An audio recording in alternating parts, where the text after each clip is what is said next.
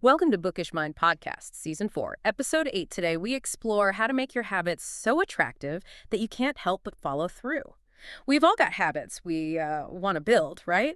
But sometimes the motivation just isn't there. So for this deep dive, our mission is really to unpack the fascinating science behind what truly drives our desire. What makes certain actions feel utterly irresistible. We'll be pulling insights from some, well, surprising places, from the animal kingdom all the way to modern marketing. That's right. And for you, our listener, we'll connect these fields that might seem totally different by understanding the fundamental principles, the things that make stuff appealing, even at really primal level. You'll get a powerful new way of looking at how your own brain chemistry influences your daily choices. It's really about turning should do into can't wait to do. Okay, let's unpack this then. Have you ever noticed how some things just grab our attention, almost instinctively? There's this basic biological pull, isn't there, to certain sights or experiences. And to understand this in humans, we actually need to look at how these fundamental drivers play out in, well, the animal kingdom first. It's quite remarkable, actually. Our journey starts with a Nobel Prize winner, Nico Tinbergen. He was a Dutch scientist back in the 1940s studying herring gulls. Now, he observed that adult gulls have this small red dot on their beak, and the chicks peck at it to get food. Simple enough. But here's where it gets interesting. Tinbergen made fake cardboard beaks, and he found that when he exaggerated the red spot, made it bigger, or even put 3 large red dots on it, the baby gulls didn't just peck, they went absolutely wild, like full-on delight, pecking faster and harder than they ever would at a real beak.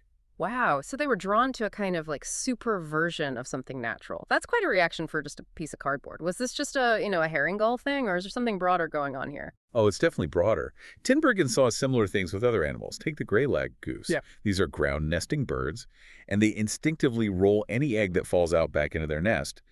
But if you put something like a billiard ball nearby, or even a volleyball, they try desperately to roll that back in, too.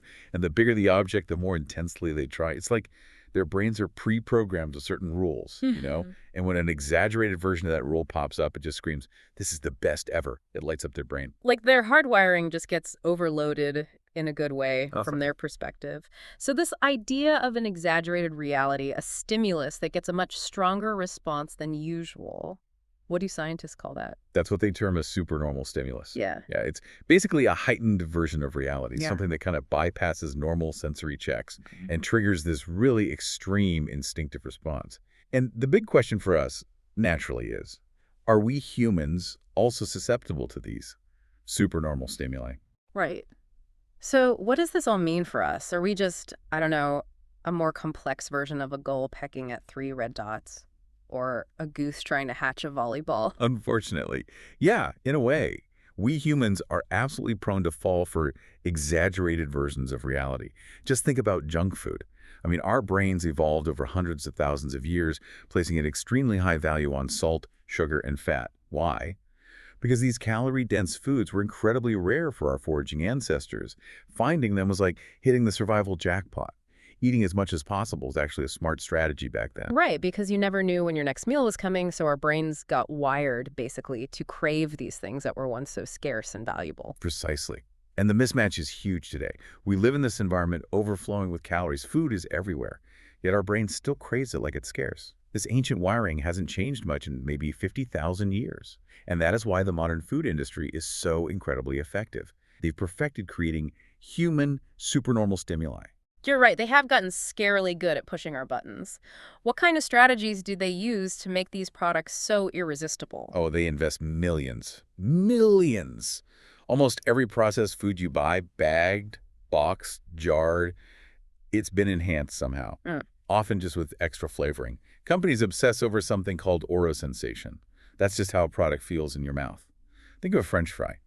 That perfect golden brown, crunchy outside, but light and smooth inside. But it's not just single sensations. They also optimize for what's called dynamic contrast.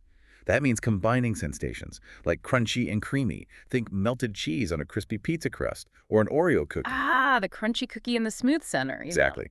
That contrast is incredibly appealing. That is a powerful combination. It really makes sense why those foods are just so hard to put down sometimes. It does. See, with natural whole foods, the sensation often becomes repetitive pretty quickly. Your brain kind of loses interest, signaling fullness. But foods with high dynamic contrast keep the experience novel, interesting. which encourages you to eat more. Ultimately, food scientists are hunting for the bliss point, that precise mix of salt, sugar, and fat that just excites your brain and keeps you coming back. It's like neuroscientist Stephan Guyenet said, we've gotten too good at pushing our own buttons. And it's not just food, is it? It feels like our whole modern world is filled with these hyper-attractive experiences. You're absolutely right. Think about it. Retail mannequins often have exaggerated proportions to sell clothes better. Social media gives us instant likes and praise, way more than we'd get in normal daily life.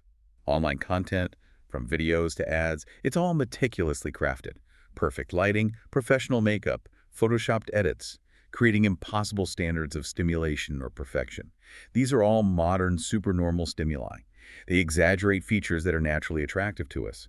And our instincts, which were shaped for a very different world, they just go wild, driving habits like excessive shopping, endless scrolling, overeating. It's clear that the rewards we face today are just so much more concentrated, more enticing than anything our ancestors dealt with. Junk food packs more calories than wild berries. Hard liquor is stronger than fermented fruit. Video games are more intense than playing outside. So what's actually happening inside us? What's the biological pull making these things so hard to resist? Okay, so the underlying biological signature for all these highly habit-forming behaviors, it's the dopamine spike. No. Dopamine is a neurotransmitter, and it's crucial for motivation, learning, memory, lots of things. Back in 1954, two neuroscientists, Olds and Milner, did this landmark study. They blocked dopamine release in rats, and the results were stark. The rats basically lost all will to live.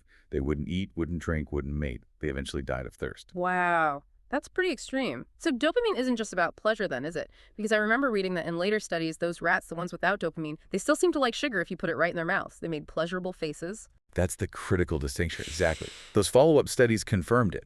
The dopamine-depleted rats still showed signs of liking the sugar. But they just didn't want it anymore. The ability to feel pleasure was still there. But without dopamine, the desire died. And without desire, action just stopped. Now, flip it. When researchers flood the brain's reward system with dopamine, animals perform habits at, like, breakneck speed. Mice would poke a box 800 times an hour just for that dopamine hit. Humans on slot machines, they average about 600 spins an hour. That's an incredible comparison, 800 versus 600. Right. Wow. Yeah. So dopamine is really less about the pleasure of the reward and more about the drive to get it. That really changes how I think about it. Does that mean the actual reward, the thing you get, is almost secondary sometimes? It absolutely can be. Yeah. The key insight here, the really big one, is that dopamine is released not only when you experience pleasure, but also, and often more significantly, when you anticipate it. Think about gambling addicts. They get a dopamine spike before they place the bet, not just if they win. Cocaine addicts get a surge when they see the powder well before they actually take it. So whenever you predict, even subconsciously, that something will be rewarding, your dopamine levels spike in anticipation. And when dopamine rises, so does your motivation to act. Okay, this really raises an interesting point. Have you ever noticed that feeling, like the anticipation of something, maybe Christmas morning when you were a kid or planning a vacation now, sometimes feels even better than the actual event itself? Is that what you're talking about? That the wanting can actually be stronger than the liking? That is exactly it. Your brain actually dedicates far more neural real estate, more circuitry, to wanting rewards than it does to simply liking them. The brain regions involved in desire and craving, like the nucleus accumbens, they're large and they get highly activated, whereas the areas that register pleasure, the so-called hedonic hot spots, they're much smaller. Like 100% of the nucleus accumbens might light up during wanting, but maybe only 10% during liking. It just underlines how fundamental desire is. Desire is the engine driving our behavior. Every single action you take is preceded by this anticipation of a reward. It's the craving that leads to the response. And this brings us right back to the second law of behavior change. We need to make our habits attractive, because it's that expectation of a rewarding experience that motivates us to act in the first place. Okay. So we get why attractive things are so powerful. We understand the brain wiring, the dopamine, the wanting versus liking. Now the practical bit. How do we actually harness this? How do we take something we know we need to do, maybe something a bit boring or difficult, and make it feel as irresistible as those supernormal stimuli, like that giant red dot for the baby gull? Right. This is where a really clever strategy comes in. It's called temptation bundling. And it's elegantly simple, really. You just link an action you want to do with an action you need to do. There's this brilliant example from Ronan Byrne. He was an electrical engineering student in Dublin.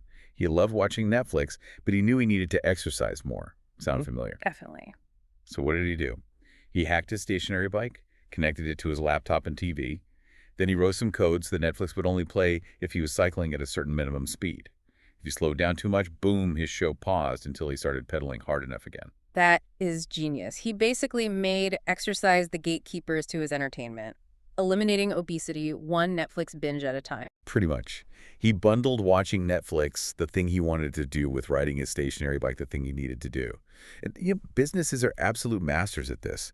Think about how ABC Television launched its Thursday night lineup. TGIT, thank God.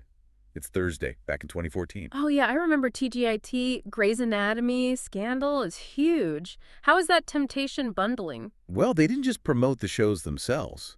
They actively encouraged viewers to make it an event. Make popcorn, pour some red wine, settle in, relax, enjoy the evening while watching. ABC's head of scheduling even said they saw Thursday night as a chance for viewers to sit down and escape and have fun.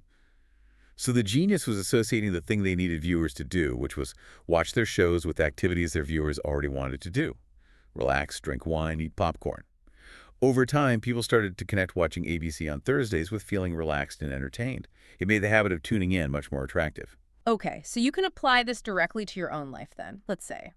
Maybe you want to keep up with celebrity gossip, but you know you really need to get in shape. What's a simple temptation bundle there? A classic one is, you decide you'll only read the gossip magazines or watch those reality shows while you're at the gym on the treadmill or bike. Or another example, maybe you love getting a pedicure, but you desperately need to clear out your overflowing work email inbox. The bundle.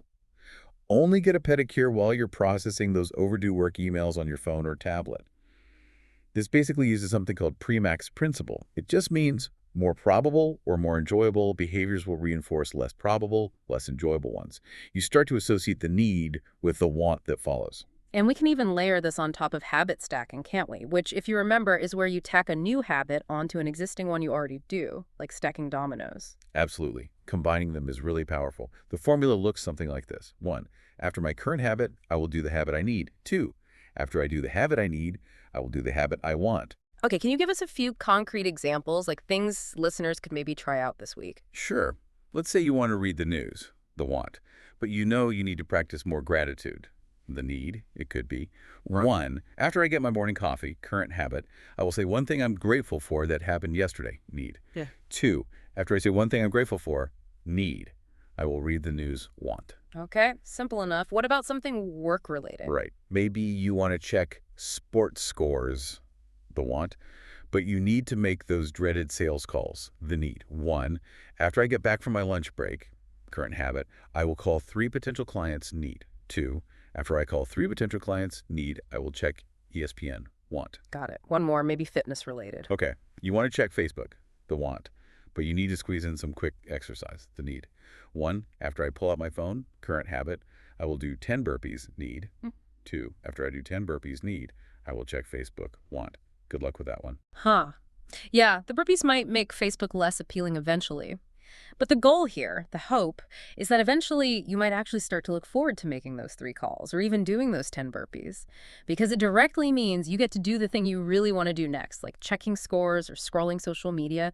The need becomes the gateway to the want. Exactly right. Temptation bundling is just a really practical, effective strategy to create a heightened, more attractive version of almost any habit. You do it by deliberately connecting it with something you already desire. It perfectly leverages that second law of behavior change, make it attractive. Because the more attractive we make an opportunity, the more likely it is to become truly habit-forming. And remember, habits are fundamentally these dopamine-driven feedback loops. It's that anticipation of the reward, not just getting the reward itself, that really gets us moving, gets us taking action. So think about this. Next time you feel that pull, that craving, whether it's for a certain food or just scrolling your phone or watching one more episode, pause for just a second. You now understand these powerful, really deep-seated mechanisms in your brain, the same ones connecting you back to those herring, gulls, and geese we talked about. So the question becomes, how might you start to re-engineer those ancient instincts? How can you make them work for you instead of against you as you build the habits you truly want in your life? We really encourage you to experiment. Try out some temptation bundling this week. You might just be surprised at what you start looking forward to doing.